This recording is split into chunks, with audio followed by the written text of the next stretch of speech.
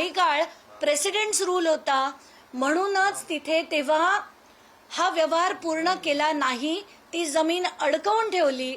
आता तर थेट सत्ता त्यांची, पालकमंत्री ते, म्हणून थेट मुलाच्या नावावर घेण्याची हिंमत झालेली आहे असं या डॉक्युमेंटवरनं दिसतंय. आत्ताच्या घटकेला हा जर आपण बघितला, हा तोच 7/12 ज्याच्यावर मुंबई सरकार लिहिलेले.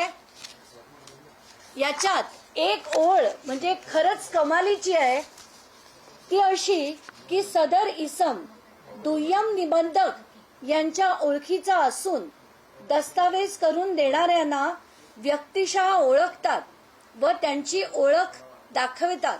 म्हणजे दुय्यम निबंधक सुद्धा यांना व्यक्तिशः ओळखतो अशी एक टिप्पणी मी हायलाइट करून ठेवली आहे. ही टिप्पणी सुद्धा याच्यात आहे. म्हणजे सगळ्यांना सगळं माहिती असतं, कोण राजकारणी कुठली जमीन अडकवतो, ती त्यांची सत्ता आल्यावर कशी मिळवली जाते याचं हे धडधडीत उदाहरण आहे. हे कागद सुद्धा मी खारगे समितीला देणार आहे. आणि आता याच्यातला रोल पार्थ अमेडिया नंतर आता अजित पवारांवर पण आला पाहिजे, कारण हेच ते निलेश मगर जे तिथले उपमहापौर होते, ज्यांची मगरपट्टा नावाची जी मोठी तिथे हे आहे पुण्याला, मगरपट्टा कन्स्ट्रक्शनचे हे डायरेक्टर आहेत. आणि काय काय आहे त्याच्या मागचं ते हळूहळू सगळे खुलासे होतीलच. आत्ताच्या घटकेला हे सगळ्यात मोठा पुरावा आहे की अजित पवार यांच्याच पक्षाची किंवा त्यांचीच लक्ष, त्यांचं नजर ही या जमिनीवर 2018 पासून होती. आणि हे केलेला पॉवर ऑफ अटॉर्नी ज्याच्यात सगळेच्या सगळे त्यांचे जे राईट्स होते ते या पक्षाने त्यांच्याकडे घेऊन ठेवलेले होते.